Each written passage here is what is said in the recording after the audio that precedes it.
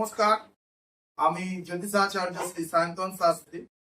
আজ আপনাদের সামনে একটি বিশেষ গুরুত্বপূর্ণ বিষয় নিয়ে আলোচনা করতে চলেছি।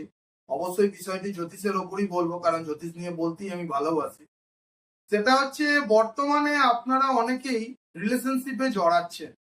রিলেশনশিপ আমাদের বিবাহ পূর্ববর্তী কিছু রিলেশনশিপও হয়ে ওঠে, আবার বিবাহ পরবর্তী ক্ষেত্রেও আমাদের কিছু রিলেশনশিপ হয়ে ওঠে।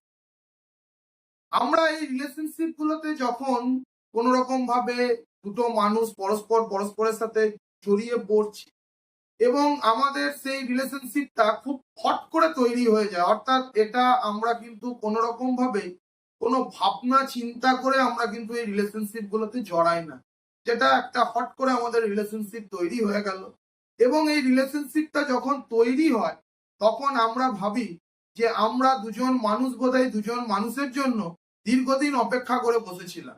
কিন্তু এই রিলেশনশিপে ভালো লাগা, ভালোবাসা, তার আনন্দ আমরা খুব বেশি হলে 1 থেকে 6 মাস উপভোগ করি।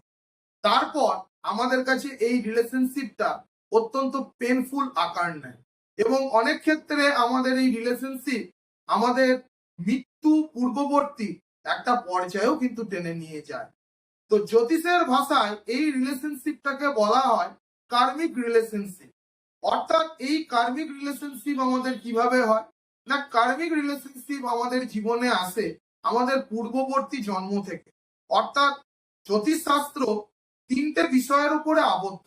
একটা হচ্ছে প্রারব্ধ ফল, একটা হচ্ছে রব্ধ ফল এবং একটা হচ্ছে অবরব্ধ ফল। প্রারব্ধ অর্থাৎ আমার পূর্ব জন্মকৃত কর্ম, যার জন্য আমি এই জীবনে এই পৃথিবীতে এসেছি এবং তার যে ফল হচ্ছে সেটা হচ্ছে আমার প্রারব্ধ জন্মকৃত ফল। এবং রব্ধ জন্মকৃত ফল অর্থাৎ আমি এই জন্মে যা করছি বা যা কর্ম করছি সেই কর্ম দ্বারা আমি যে ফল লাভ গ্রহণ করছি সেটা হচ্ছে আমার রব্ধ ফল। এবং আমার আগামী জন্মে আমি এই জন্মের যে কর্মফলটি ভোগ করব সেটি হচ্ছে অবরব্ধ ফল।